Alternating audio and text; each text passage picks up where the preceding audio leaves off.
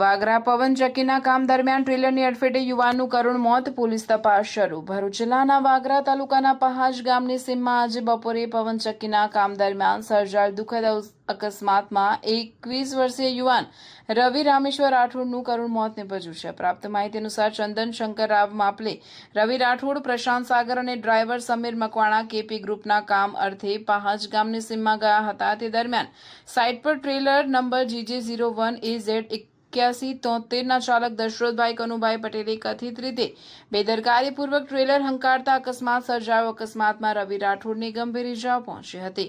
માથા સહિત શરીરના અન્ય ભાગોમાં ગંભીર ઇજાઓ થતાં રવિ રાઠોડનું ઘટના સ્થળે જ મોત નીપજ્યું હતું।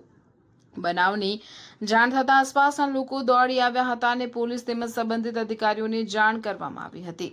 મૃતક રવિ રામેશ્વર રાઠોડ મૂળ મહારાષ્ટ્રના અમરાવતી જિલ્લાના રહેવાસી હતા અને હાલ વાગરા ખાતે રહેતા હતા। અકસ્માત બાદ મૃતદેહને પોસ્ટમોર્ટમ માટે વાગરા સામૂહિક આરોગ્ય કેન્દ્ર ખાતે ખસેડવામાં આવ્યો હતો। ફરિયાદી ચંદન શંકરરાવ માપલેની ફરિયાદના આધારે ટ્રેલર ચાલક દશરથભાઈ કનુભાઈ પટેલ સામે કાયદેસરની કાર્યવાહી હાથ ધરવામાં આવશે। પોલીસે ગુનો નોંધી વધુ તપાસ શરૂ કરી છે।